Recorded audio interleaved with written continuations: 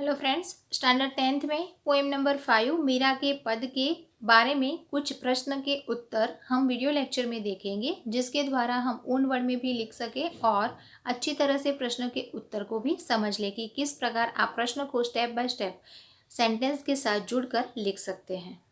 तो निम्नलिखित प्रश्नों के उत्तर 4-5 वाक्यों में लिखिए। फर्स्ट, भक्ति के मार्ग में कौन सा संकट आया, उससे मीरा कैसे पार हुई। आपको मालूम है, मीरा के पद आपने देख लिए हैं, समझ लिए हैं कि मीरा किस प्रकार श्री कृष्ण की अनन्य भक्ति में जुड़ जाती है और किस प्रकार उनके मार्ग में जो संकट आता है वो संकट से पार किस प्रकार निकलती है या तो उस संकट में से किस प्रकार मुक्त होती है।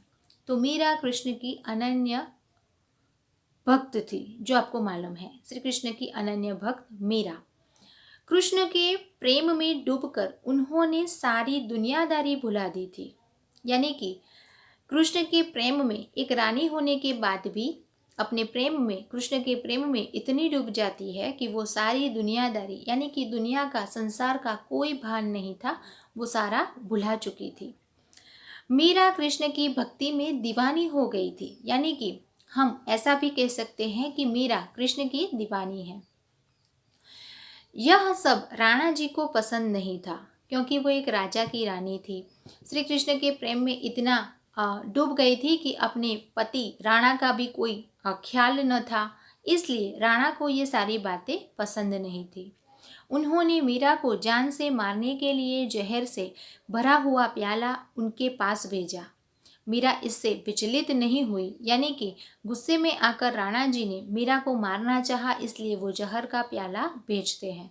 लेकिन फिर भी मीरा हंसते हंसते वो पी लेती है। वो उससे कोई बात से दुखी या तो उनके मन को कोई ठेस नहीं पहुंचती। उन्होंने यह जहर हंसते हंसते पी लिया, पर इस जहर का मीरा पर कोई असर नहीं हुआ, क्योंकि वो प्रेम में, कृष्ण के प्रेम में इतनी डूब गई थी कि वो जहर पी गई है और जहर का कोई भी असर उन पर नहीं हुआ था। दूसरा प्रश्न, मीरा के पदों के आधार पर सद्गुरु की महिमा का वर्णन कीजिए। तो सद्गुरु क्या है, सद्गुरु की महिमा क्या है, तो मीरा के पद के आधार पर हमें ये प्रश्न का उत्तर लिखना है।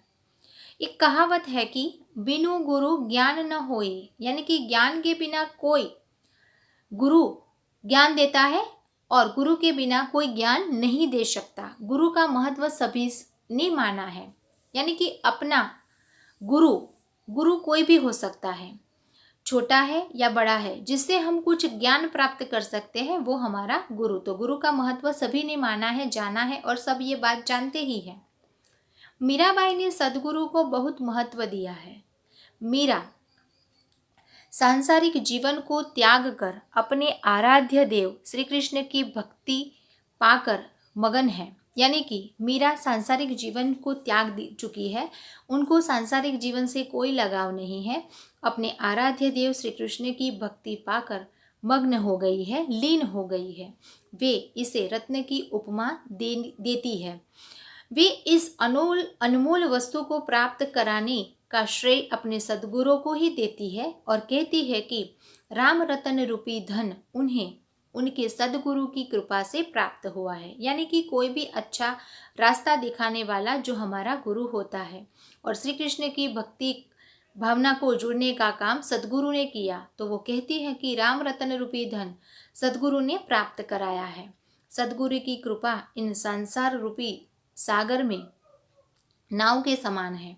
इस नाव में बैठकर मीरा सुरक्षित रूप से इस भवसागर को पार करने के प्रति निश्चित है। यानी कि नाव में बैठकर, यानी कि संसार रूपी जो नाव है, उस नाव में बैठकर मीरा सुरक्षित रूप से ये सारे भवसागर को पार कर सकती है और उसके लिए वो निश्चिंत है, क्योंकि इस नाव के खेवनहार उनके सद्गुरु होंगे। जो चलाने वाला होता है नाव को, वो खेवनहार कहा जाता है, और वो इस नाव को चलाने वाले खेवनहार उनके सद्गुरु ही है। यानी कि सद्गुरु का महत्व उन्होंने बहुत ऊंचा बताया है।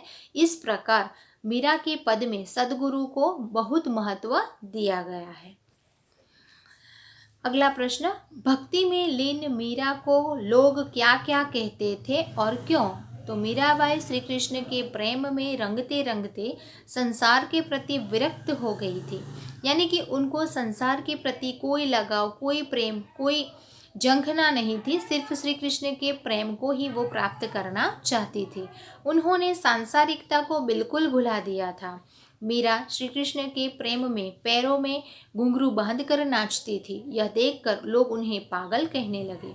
यानी कि एक रानी होते हुए भी वो श्री कृष्ण के प्रेम में इतनी पागल हो गई थी कि अपने पैर में घुंघरू बांध लिए थे, जो एक रानी के लिए बहुत ही बुरी चीज मानी जाती है। इसलिए लोग उन्हें पागल भी कहते थे। वे साधुओं की संगति में बैठती थी। यह देखकर लोग उनकी खिल्ली उड़ाया करते थे, यानी कि मजाक उड़ाया करते थे, क्योंकि वो साधुओं के साथ बैठकर संगति में या तो फिर एक साध्वी बन गई थी। उनकी सास और राणा को मीरा का भक्ति भाव बिल्कुल अच्छा नहीं लगता था, इसीलिए सास उन्हें कुलनासिनी कहती है। ये प्रश्न भी पूछा जाता है कि मीराबाई को अपनी सास ने क्या कहा था, तो कुलनासिनी कहा था। राणा को लगता था कि ऐसे प्राणी को जीवित ही नहीं रखना चाहिए, इसलिए उन्होंने मीरा को जान से मारने के लिए विष का प्याला ही भेज दिया था। यानी कि ऐसी सारी चीज़ों के जो वो नफरत करते थे, इसलिए राणा जी चाहते थे कि उसे जीवित रहना नहीं चाहिए, इसलिए मीरा को जान से मारने के लिए विष का प्याला भी भेज दिया था। इस प्रकार भक्ति भाव में लीन मीरा को लोग तरह तरह से संबोधित करते हैं। 2-3 वाक्यों में उत्तर, जो गिरधर गोपाल की भक्ति करते हुए मीराबाई ने किस किस का त्याग किया। तो मीराबाई ने श्री कृष्ण को अपने जीवन का एकमात्र आधार बना लिया था, सपोर्ट, जो उनके द्वारा या तो उनके आधार पर वो पूरा जीवन व्यतीत कर सकती है। इसके लिए उन्होंने अपना सर्वस्व त्याग दिया था। उन्होंने अपने भाई बंधु परिवार तथा रिश्ते नाते के सभी लोगों का त्याग कर दिया था। उनके लिए अपने भाई बंधु यानी मित्र, अपने परिवार फैमिली या तो रिश्ते नाते वाले कोई अच्छे नहीं लगते थे, उनका सबका त्याग कर दिया था। उनके लिए तो सिर्फ श्री कृष्ण की भक्ति और श्री कृष्ण का प्रेम ही था। मीरा के राम रत्न धन की क्या विशेषताएं हैं, तो मीरा ने अपने सद्गुरु की कृपा से राम रत्न धन नाम का अमूल्य वस्तु प्राप्त की थी। यानी कि राम रत्न धन पायो, जो उनके लिए बहुत ही महत्वपूर्ण था, अमूल्य था। मीराबाई उसे अपने जन्म जन्मांतर की पूंजी मानती थी। जैसे हमारी प्रॉपर्टी होती है, वैसे ही मीराबाई श्री कृष्ण को ही जन्मांतर यानी कि अगले जिस जन्म में उसका अवतार मनुष्य का मिलता है, तब सारी उनकी पूंजी सिर्फ श्री कृष्ण है। और इस धन की ये विशेषता है कि यह न तो खर्च होता है और न कोई चोर उसे चुरा सकता है। इसमें रोज रोज सवाई वृद्धि होती है, यानी कि ये ऐसा धन है जिसको खर्च नहीं किया जा सकता, कोई चोर नहीं चुरा सकता और रोज उसमें बढ़ता ही जाता है, वृद्धि ही होती है।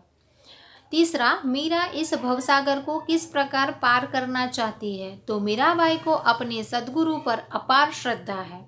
वे उन्हें ही भगवत भक्ति प्राप्त कराने का आधार मानती है। वे सत्य यानी कि सच्चाई उस नाव पर बैठकर भवसागर पार करना चाहती है, जिनके खेवनहार यानी कि नाव चलाने वाला, संसार चलाने वाला उनके सद्गुरु होते हैं। तो इस प्रकार भवसागर को वो पार कर सकती है। तो पोएम नंबर 5 के लॉन्ग क्वेश्चन 3 मार्क्स के और 2-3 वाक्य में जो 2-2 मार्क्स के लिए पूछा जाता है, आप इस वीडियो लेक्चर के द्वारा रेडी कर सकते हैं। Okay, thank you.